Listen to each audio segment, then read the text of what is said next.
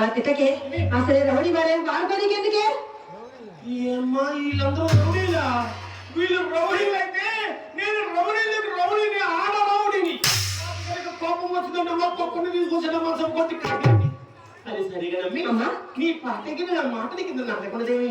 ఏం మాటే? ఏ మాట? రోజు వాడు కావాలి వాడుతూ ఉండటం ఎప్పటికప్పుడు ఏ మాట అమ్మా ఏ మాట అసలు ఏ మాట చెప్పవే? పొట్ల కాయకు బొచ్చుకు పట్టిన పట్టాడు ఆ భవానీ శంకరం. చెప్పాను మన ఇంటికి రాని బొకే అమ్మా అంత సొమ్ము పెట్టదు అని అప్పుడే ఆవల పంపలేక చూస్తున్నానమ్మా. ఏమి మన ఇంటికి వచ్చేవాడు మనకు పెడతాను కానీ మనతో పెట్టించుకుంటాను అంత పెట్టాడు అమ్మా తనకున్న సర్వస్వం మనకే దోచిపెట్టాడు కదే. పెద్దతనం వచ్చి నీవు మర్చిపోయింటావు. ఆలోచించమ్మా.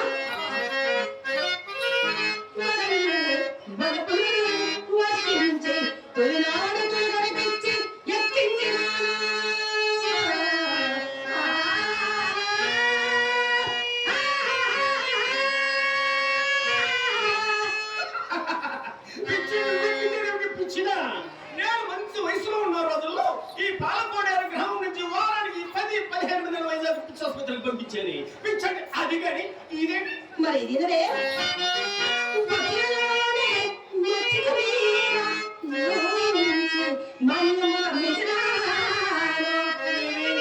వాడు మాన్యాలు అమ్మి ఏమైనా దేవస్థానాలు కట్టించాడా, పాఠశాలలు కట్టించాడా, అనాథులుగా ఆశ్రమాలు కట్టించాడా, లేకపోతే ముండా కొడుకు ఈ మధ్య 1 లక్షల పోటీ చేశాడా? ఎందుకన్నాడే అక్కడ అమ్మేరేమో ఇక్కడ కుడికాడు.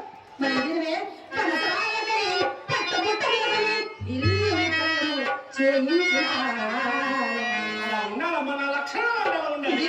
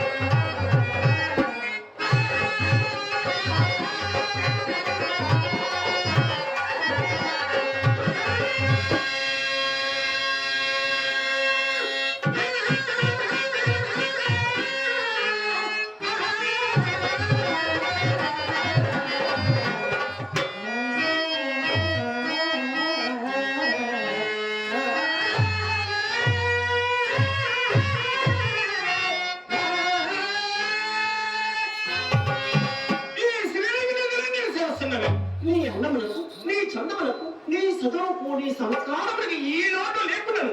ఏ లోటే? ఏ లోటు కోట్ల గడిచిన వాదమమ్మా కోట్లు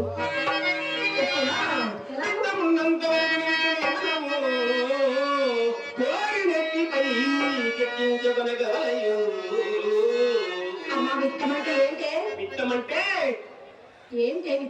ఇంటికి భిక్షం పెట్టడం పిసురుకుంటున్నా ఒకటేమే సరే మన వాకిట్లో కొడుకు పెట్టేసరికి కళ్ళు ఆగిపోయేవాడు. సమయంగా ఎంచి పెద్ద తిరుపతికి వెళ్ళొచ్చిన వారికి వీడికి ఏమి తేడా లేకుండా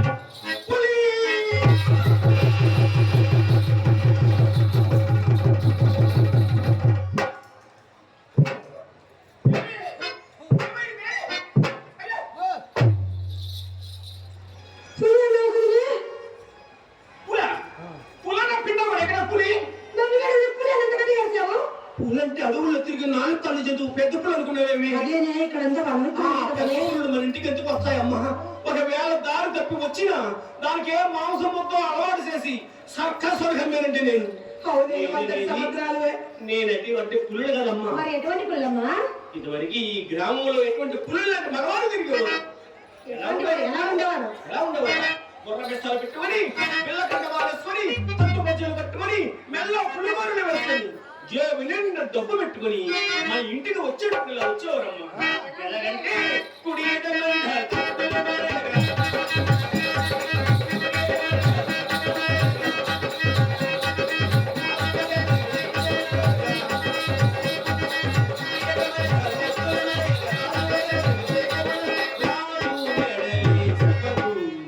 వచ్చేటప్పుడు మహారాజులకి వచ్చేవారు మన ఇంటికి. వెళ్ళేటప్పుడు ఇలా పాపం ఏమి చెప్పమంటావే, 5-6 నెలలు అయ్యేసరికి జుట్టు మార్చిపోయి గుడ్డలు చిరిగిపోయి ఎగిరి మీడిని ఏరుకుంటూ ఈదినప్పుడు పోయేవారమ్మ.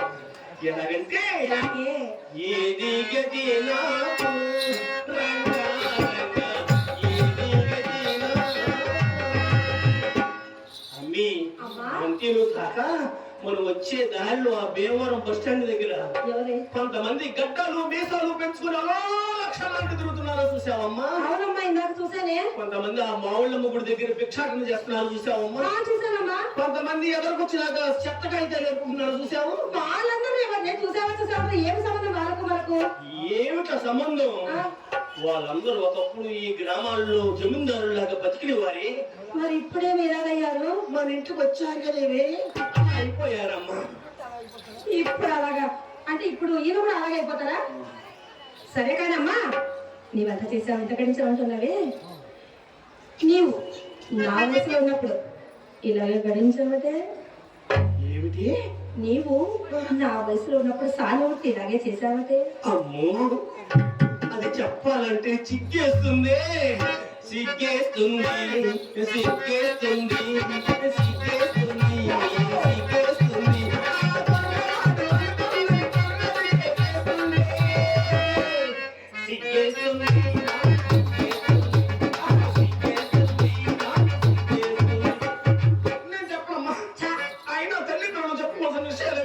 ఈ వయసు సిగ్గెందుకు లేదా? చెప్పవేమో, చెప్తే నీ ఎక్స్పీరియన్స్ అక్కడ నేర్చుకుంటానే. అమ్మి, ఆ రోజుల్లో నేను వయసులో ఉన్న రోజుల్లో ఈ కూర్చున్న మగవాడు ఏ మగవాడు పిల్లలతో కాపురం చేశాడమ్మా.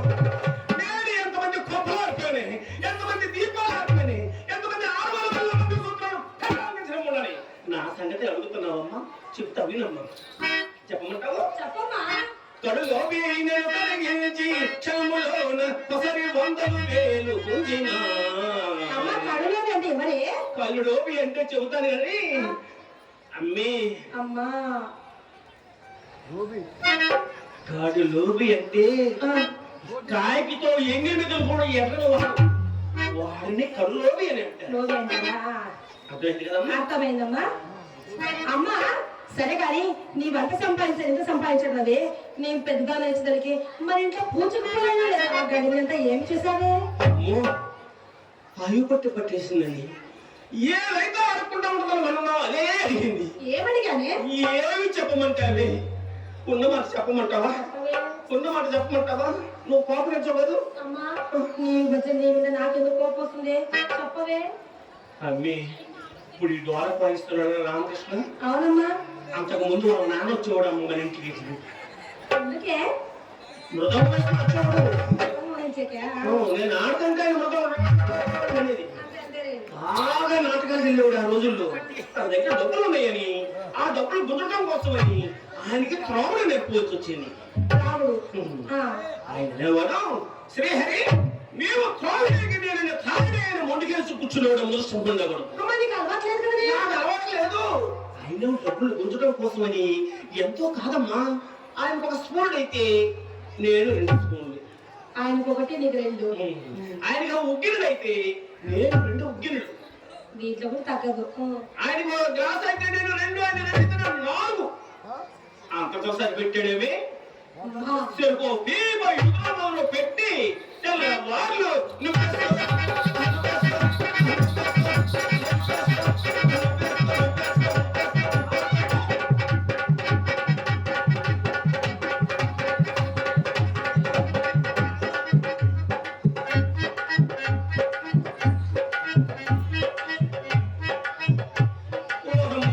ఇక్కడ అయిపోయిందిరా.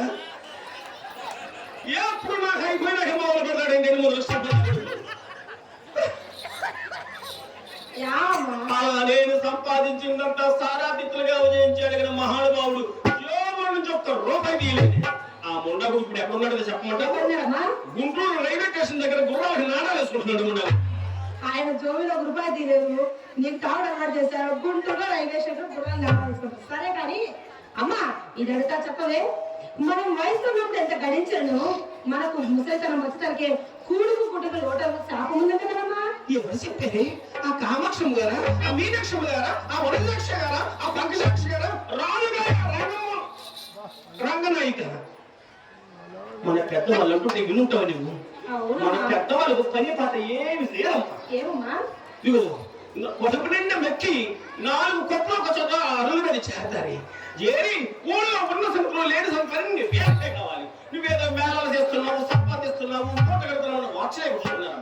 అమ్మి ఆ శాపాన్ని కూడా తప్పదు లేదమ్మా. ఎందుకమ్మా?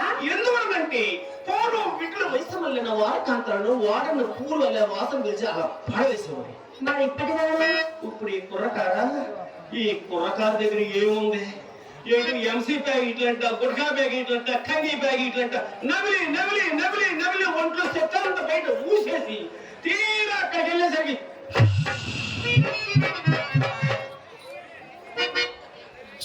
ఆ రోజుల్లోనమ్మా అమ్మి, అమ్మా, ఆ రోజుల్లో ఎవరే? ఏమి ఎవరి పేరు చెబితే ఏమనుకుంటానండి, ఎవరి పేరు చెప్పలేకపోతున్నానండి. నమస్కారం అండి.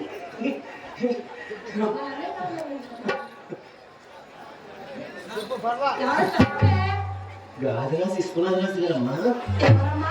గాజరాజు ఇస్తున్నరాజు గారు. ఆయన గారు మన ఇంటికి రాగానే తెల్లని దుప్పట్లేసి మల్లెపూలు చల్లి ఒక కారా కిల్లి ఇచ్చి గ్లాసుడు పాలు ఇచ్చి మాంసం ఎక్కించారంటే మాంసం పట్లన్నీ పొట్లు అంటే అలాగే ఉన్నారు. పొట్లు ఇప్పుడు కూడా కారు దగ్గర ఉంది. బొడ్డు కింద తీర కట్టుకుంటూ చూస్తున్నారు. సరే వేరి ఇంతకీ వేరే ఎవరే? ఆ పట్టపక్షమ్మ హోరే, ఆ పట్టమ్మ హోరే, ఆ పక్షమ్మ వాడికి ఆ మౌన కచ్చినాడికి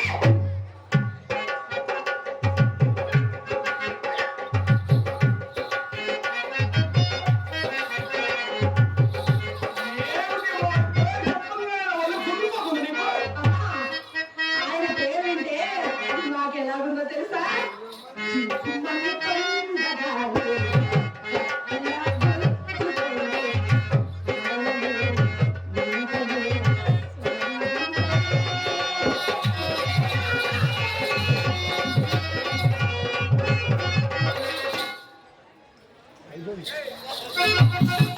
ఏమి వాడి దగ్గర ఒకప్పుడు డబ్బు ఉందమ్మా. వాడి దగ్గరే కాదు, ఎవరి దగ్గరైనా డబ్బున్నంత వరకు వాడిని ఇంద్రుడు దేవేంద్రుడిని పొగుడుతూ ఉండాలి. ఆ కాస్త అయిపోయిన తర్వాత అయ్యాలి. అంతేగాని ఆరిపోయి దీపాన్ని ఎదురుగా పెట్టుకొని చెమ్మ చెక్క. అయినా ఈ విషయం తెలిసిందేమో నీకు? ఏ విషయం అమ్మా? ఏ విషయమా? ఇంతకీ ఏమన్నారు వీడు? ఆయన ఎవరినో డబ్బు అడిగారంటమ్మా. తప్పకుండా తెస్తానని నా చేతిలో చెయ్యి వేసి ప్రమాణం చేసి మరీ వెళ్ళాడే. ఎవరినో అప్పడుకుంటాడు. అడిగాడమ్మా. అడిగాడమ్మా. ఈ చెరుకుని ఉండబట్టి ఎవరు అప్పిస్తారు ఈ ఏరియాలో? అలాగే బాధగా ఉంది. బాధగా ఉందా? నీకు బాధగా ఉంటే నాకు ఒళ్ళంతా సేవ బాగినట్టుంది. అమ్మి, అమ్మా, ఈ చెడిపోయిన ఉండబడికి ఎవరు అప్పు ఎవరమ్మా? మర్చిపోయా. మన బ్యాంక్ ప్రెసిడెంట్ గారి ₹1,00,000 లోన్ ఇప్పించారు పెదబాబు గారు. బాబు గారా? బాబు గారు చాలా మంచివారే. వచ్చిన కారణం చూస్తున్నాను. ఆ 1,00,000 కాదు, కావాలంటే ఇంకా 2 లక్షలు తీసుకో, కానీ బుద్ధిగా బతుకు అని నీతి వాక్యాలు కూడా చెప్పారమ్మా. చాలా మంచి వాక్యం చెప్పారు. ఆ డబ్బులు పెట్టి మన సైకిల్ కొన్నాడే అద్దె కొట్టు పెడదామని. అద్దె కొట్టు పెడదాం. సైకిల్ కొట్టు. ఆ సైకిల్ ఒక కొట్టులో పెట్టుకొని తాళం వేసుకుని ఇంటికి వెళ్ళాడు. తెల్లారి మంత్రి గారితో ఓపెనింగ్ చేయిస్తామని. తెల్లారి టాపు టిక్కు టాపు టిక్కు తెలుగులో 2 బాగా తీసుకున్నాయి. ఎందుకే? ఆ సినిమా హాల్ సెంటర్ లో డబ్బులకి ఉండగొడికి తనకు సైకిల్ తూపోయారు. ఆయనకి మిగిలింది. నువ్వు అంత బాధపడొద్దమ్మా. అయ్యో అయ్యో అయ్యో అయ్యో, నువ్వు అంత బాధపడొద్దే.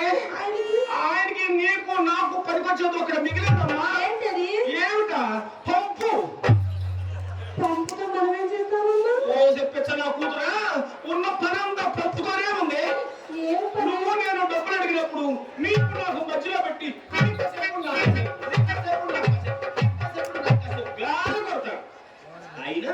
పోతుందని ఒక మొగుడు ఆ లారీకి ఒక డ్రైవర్ అన్నట్టు మనకెందుకే వాయు వరుసలు పిల్ల చెరువులో ఒక మట్టి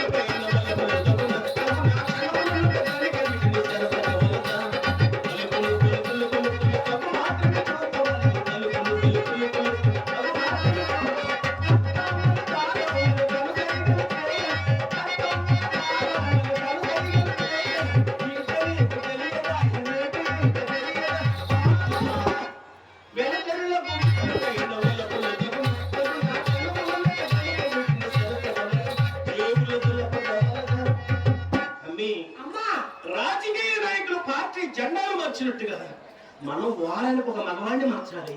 అది మన వృత్తిలో ఉన్న ధర్మం. వారానికి ఒక మగవాడినా? అమ్మా ఏంటి అంత మాట తెచ్చావు?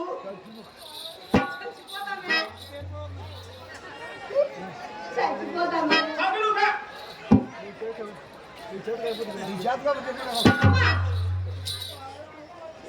వస్తాడు కదా ఈ రోజు డబ్బుతో? వస్తాడు కదా ఖచ్చితంగా వస్తాడమ్మా. ఈ రోజు డబ్బుతో వస్తే సరి కదా, లేకపోతే ముండా కొడుకుని అమ్మవారి జాతరలో ఏడుకోవాలి పోయినది. నువ్వు ఆడుకో ఆడుకో, కానీ నాకు కావాల్సింది రూపాయి. అర్థమైంది కదా? అమ్మా ఆయన వస్తే ఖచ్చితంగా చెప్తానే. ఏమని తెలుసా? ఏం చెప్తావు? ఏమండి భవానీ శంకరం గారు, డబ్బుంటే మీ ఇంటికి పోండి, డబ్బు లేకపోతే మా ఇంటికి రండి. ఏమిటేమిటి మరి చెప్పు. డబ్బుంటే మీ ఇంటికి పోండి, డబ్బు లేకపోతే మా ఇంటికి రండి. ఓ సిప్పించదా, డబ్బులుంటే మా ఇంటికి రండి, డబ్బులు లేకపోతే కొల్లేళ్ళు సావండి అలా అని చెప్పు. డబ్బులుంటే మా ఇంటికి రండి, ఆ. డబ్బులు లేకపోతే ఆ కోనేరు పడి సావని మా అమ్మ చెప్పిందని చెప్తా. కొల్లేరు కొల్లేరు అదేనే కొల్లేరు. ఎక్కబడి తెలియదు ఉండకూడదు. అదే నేను అమ్మ చెప్పమని చెప్తా. నేను చెప్పాననే చెప్పు. అర్థమైంది కదా? అలాగే.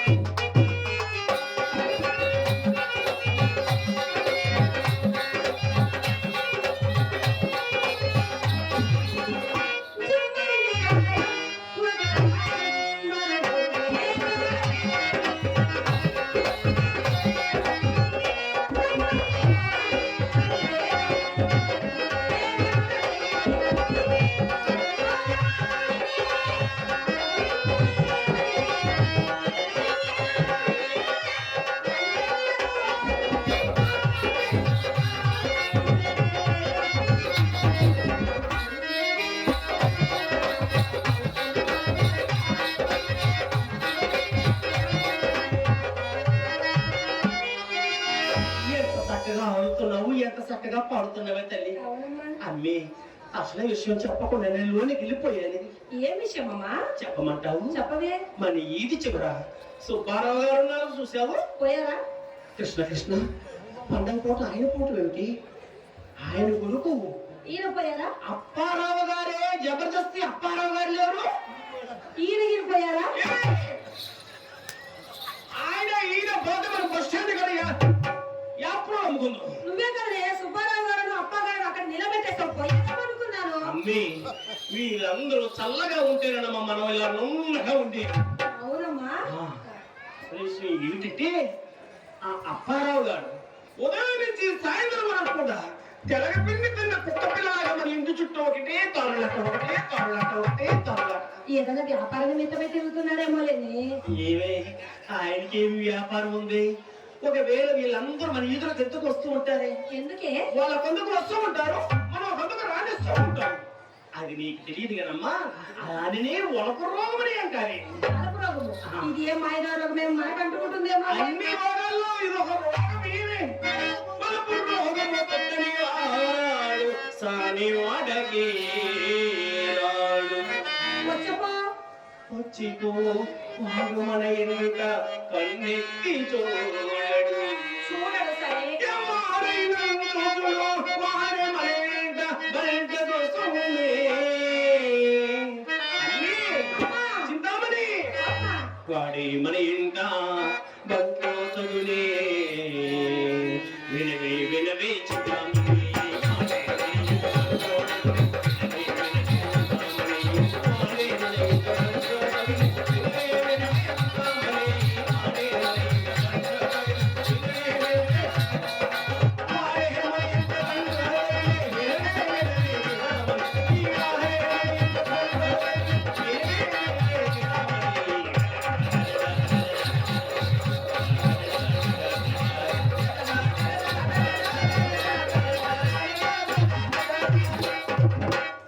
ఈసారి ఆ అప్పారావు గారు వచ్చినప్పుడు మన కొత్త మేడ మీద ఆ పిట్టగోడ పట్ల నుంచి ఒక్కసారి అమ్మా నాకంటే నువ్వు బాగా ఉండవే నువ్వు తరుక్కుమన్నావు నేను ఈ వయసులో నన్ను చేసుకుంటాడు వాడు ఎక్కడ బిగించి కట్టాను కాబట్టి ఆ బొమ్మలాగా కనిపిస్తున్నానమ్మా ముడి ఎక్కడే కనుక పైన పఠారం లోన వఠారం నన్ను చూస్తే ఉషారమంటూ వచ్చినాడు ఉసూరమంటూ నువ్వు కనిపించావు కనిపిస్తానమ్మా ఎలా కనిపించాలంటే అలాగే. ఎలా కనిపించాలంటే తప్పుచు, తలుపు మగచు, తారవలయు. నవ్వుచు వాలుచు పురుగదరు నాటవలయు. ఏది వాళ్ళ చూపులు ఒక్కసారి చూడవే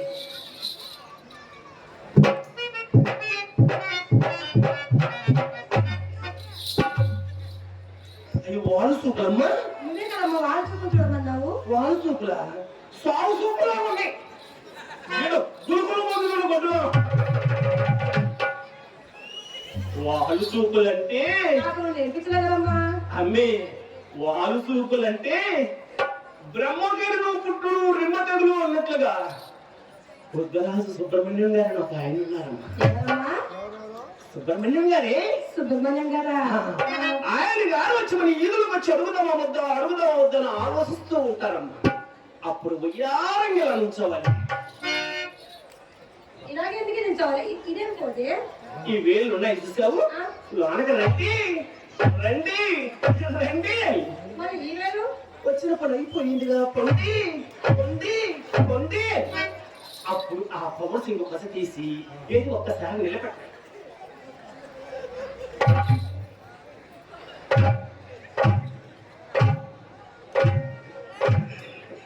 అమ్మా నిలబడలేదే నిలబడతలేదా నిలబడలేదే నిలబడతలేదని వదిలేస్తావా మరి ఏం చెయ్యాలి ఎంత నిలబడకపోయినా మన వాకిట్లోకి వచ్చి మనం చూసేసరికి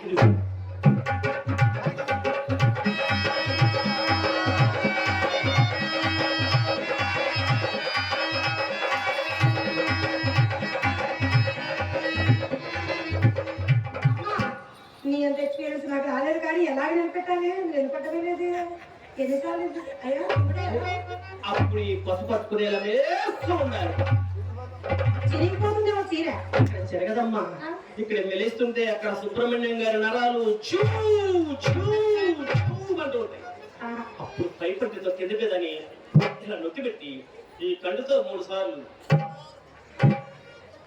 అన్నవే కనుక ఈ కండు చూపు ఆయన గుండెల్లో రామభావం లాగా అప్పుడు ఆయన గారు చూస్తూ ఉండగా ఆ జడలో నుంచి ఒక్క పుష్పం తీసి అలా వాసన పిలిచి అలా పాడేసి నువ్వు మేడ మీదకి వెళ్ళిపోవాలి ఎందుకమ్మా అలా వాసన తీసి పాడేసి నేను మెడ మీదకి వెళ్ళాలి దానికి అర్థం ఏమిటంటే ఏమండి మీరు నాకు నచ్చారు నేను కనుక మీకు నచ్చింది మేడ కింద మమ్మ ఉన్నది మమ్మతో మాట్లాడండి బేరం గురించి మేడ మీదకి బొమ్మ జిద్ది పది చూసుకొని పక్కదారినే వెళ్ళిపోండి అన్నది అవునమ్మా అర్థమైంది కదమ్మా అర్థమైంది. దగ్గి సగిలింది వెనకపోతే కవలయు దగ్గ నాయమను దగ్గు దగ్గవే దగ్గుదాకా నువ్వు తిట్టావు కదా దగ్గు నీకు వచ్చిన దగ్గు దగ్గు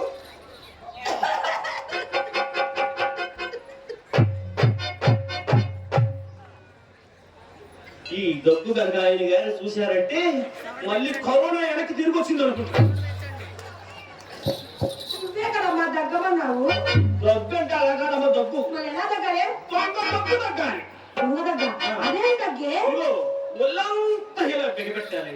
బిగబెట్టి ఇక్కడ నా దర్శనము చేయు కిటుకులివే తప్పు చేసే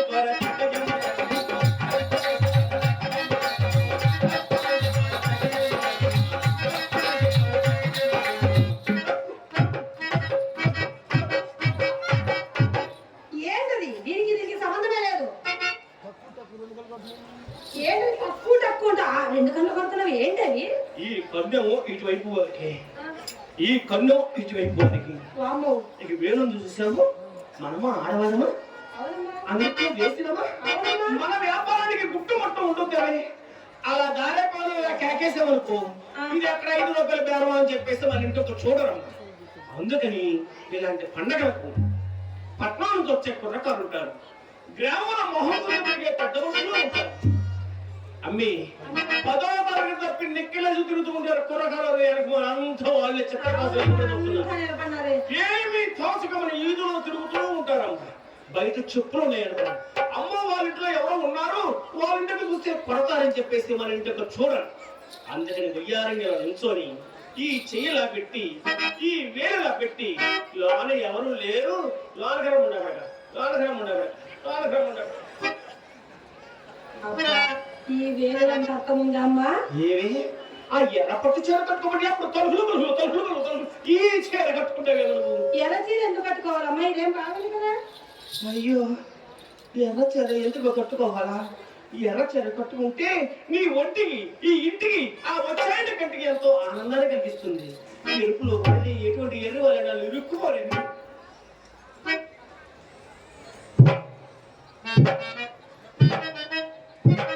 అనుచరేసేవు బాగానే ఉంది, అసలు బిల్ల పెట్టుకుంటూ మర్చిపోయేవి. ఏమీ లే వాళ్ళ బిల్లే నాకు లేదుగా. నీ దగ్గర లేకపోతే నా దగ్గర లేదు బిల్ల. నా బిల్లకు సంబంధం ఉండేది. ఎవరు చేయించారనుకున్నావు? ఎవరు చేయించారో? పిచ్చియాసేన గారిని ఒక ఆయన ఉండేవారమ్మ. ఆయన గారు పోతూ చేయించారు బిల్ల. ఎలా చేయించారనుకున్నావు? అరసేత మంగాన్ని పెట్టించి దానికి చుట్టూ తెల్లవారు పొదిగి మధ్యలో కుంకుడికించంటే ఎర్రలై పెట్టారు. అది పెట్టుకొని లైటింగ్ ఎత్తుకుని నాట్యం చేస్తూ ఉంటే చముక్కు చముక్కు చముక్కు చముక్కు చముక్కు అంటుంది. ఆ రోజుల్లో ఆ పిల్ల చూడండి పిచ్చియాసేన గారు ఒక్కరికే ధైర్యం అమ్మ. ఇప్పుడు ఎప్పుడైనా వేవారు వెళ్తూ ఉంటానా ఈ కుర్రకాలం మరి పిల్ల చూపించవా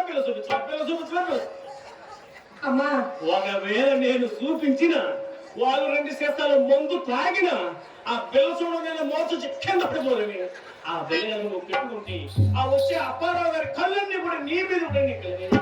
అవునమ్మా సిద్ధంగా బజారు పంపించారు. ఏమైంది మా ఇది అనుకుంటా